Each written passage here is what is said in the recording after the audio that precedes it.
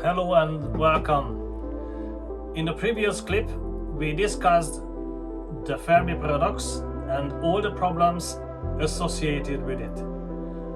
On Patreon, you find a clip as an extension to the former clip here.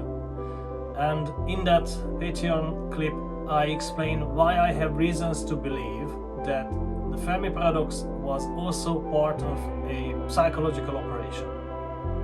This time, as I promised, I'm gonna provide one piece of evidence for aliens and aliens interacting with humanity. However, maybe it is more accurate to say that it is a piece of evidence about non-human intelligence. The evidence is a television footage from 2022, and it is by Television 3 New Zealand, and for ethical use of the footage I will be in the right up corner of the screen. But yes, here we go. Enjoy. Rare enough, even more so during broad daylight. So what are the chances of it happening on the same day, almost in the same place, 23 years later? You will have seen it by now, the fireball that lit up skies over the lower North Island today, creating a dazzling daytime spectacle from Wellington to Palmerston North. So imagine our surprise when we dug through our archives today and stumbled across this report from 3 News on July 7, 1999. Reports of today's event have come from as far north as Auckland down to Harihari on the west coast. Experts say the fact it was seen during the day and over such a wide area must have meant it was a huge meteor shower. For more on this, let's bring in astronomy educator Josh Auraki from Stardome. Kia ora, Josh. Thanks so much for joining us tonight. Can you break down exactly what we saw in the sky today? Yeah, kia ora, Ingrid. This was a meteor that we saw today, and a daytime meteor, which is a pretty exciting thing. So these are basically space rocks that typically the leftovers of the solar system flying through space. There's millions of them, and occasionally they do pass the orbit of Earth, and that's, if they do fall into our atmosphere, most of them burn up pretty harmlessly. The larger ones, they kind of do make it through the atmosphere. And occasionally we get what we call fireballs, which is what we saw today. So these are pretty sizable meteors. They don't happen very often, so it's pretty rare to see this in the daytime. And it's even rarer, I think, to also capture on camera. Yeah, so when you talk about sizable, how big are we talking? Yeah, I mean, it's really hard to say. The thing with these meteors is, they explode and they fall somewhere and we've got to go find them. So it would be really hard to say the exact size. It could be something the size of, a basketball. It could be maybe a meter or two across, which would be pretty sizable. Yeah. But it's really hard to say because often with these fireball events, the actual explosion can sometimes vaporize the whole thing.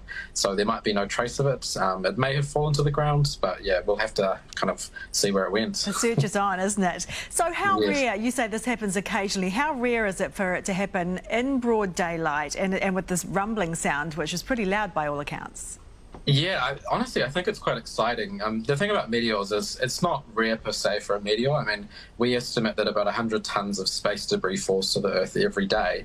But the rarity is actually seeing it. Most of the Earth is oceans, uninhabited, and it also has to be bright enough. So people often see these at nighttime when it's really dark, the little small, shooting stars. But to see it in broad daylight, it had to be pretty sizable. You had to be in the right place, at the right location, looking in the right direction. So it's a pretty rare event. And quite exciting, I think, especially to get that sonic boom. I think a lot of people were quite rattled, pun intended.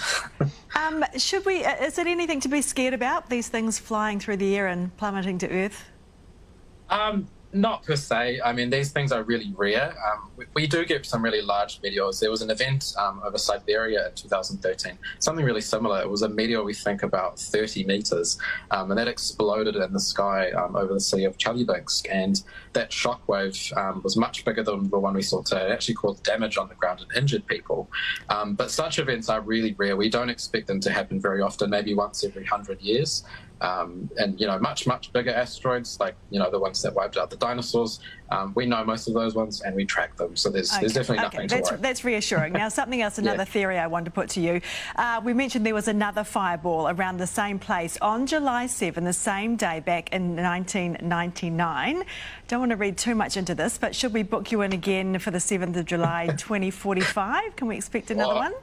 I'll check my calendar and see if I'm free. But just a really random coincidence, I think. But it's very strange for that to be happening on the same day all those years ago. But yeah, you might have to ask an astrologer on that one. Okay. Okay. Thanks so much for your time tonight, Josh. No worries. Kia ora.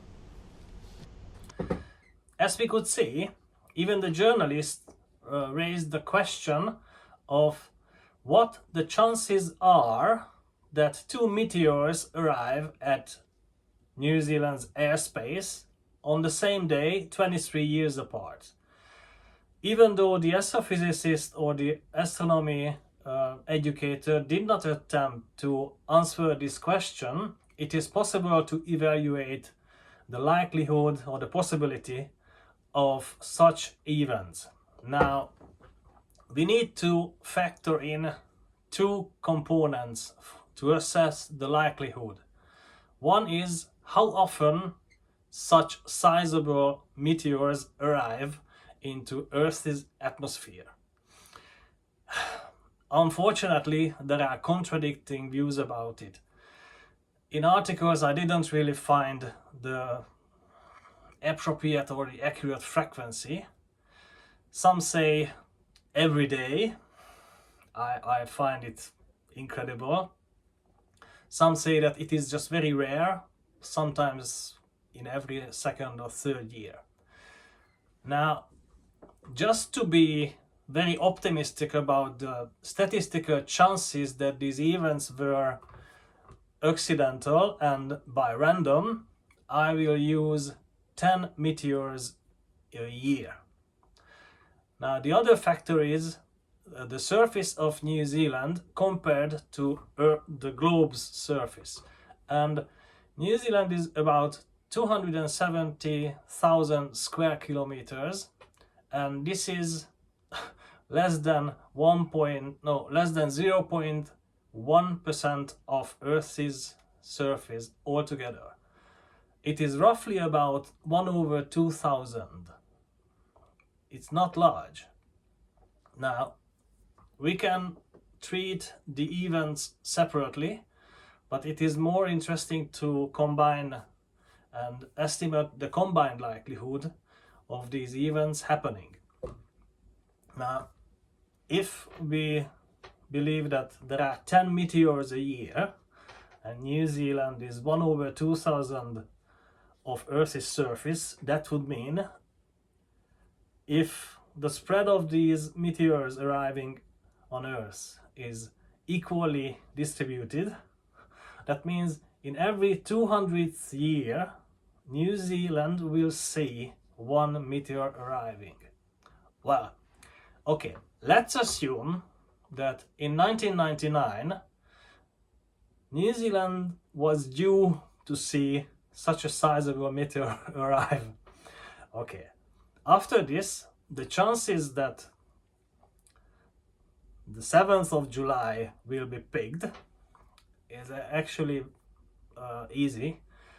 10/365, the number of days in a year. Let's not go into the details that it was in broad daylight, so we actually have to halve the days, and it was winter in New Zealand, so the daylight is even shorter than half of the day. Let's just take it one day.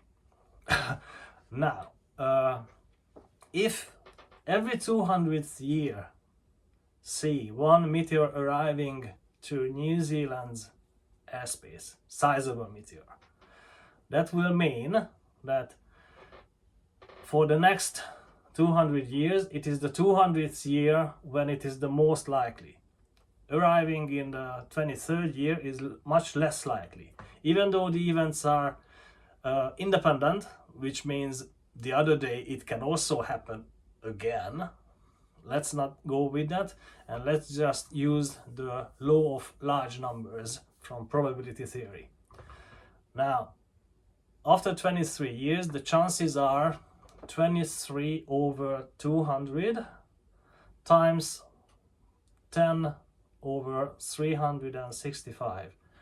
But we also have to factor in the first event, so it is 10 over 365 on the second power times 23 over 200. Now, if we calculate this number, the probability is, let me check, less than 0.01%. It is 0.008632%. Now, I think it is fair to say that these events were not random at all.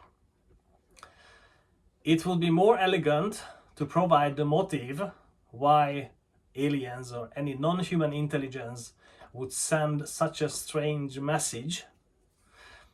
I leave it to the next clip. I will discuss the possible motive. Here, I just highlight two additional aspects. One, these years had both three identical numbers. 1999 had 3 9s. 2022 had 3 2s. Let's just have it. Probably it was not caused in quote-unquote caused by some numerological show-off. It would be futile from non-human intelligence. And anyway, it would not be correct, because in 2000, just 1 year after 1999, in 2000 we also had 3 identical numbers in the number of the year.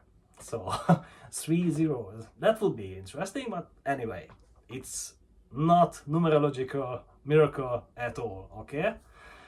On the other hand, if we believe that it was indeed part of a communication by a non-human intelligence, it is a relevant question to ask why these kinds of indirect communications happen.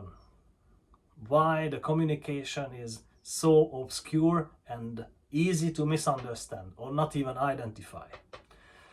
I will attempt to answer this question later on in this channel when we discuss the maturity of possible alien visitors and the maturity of humans on Earth.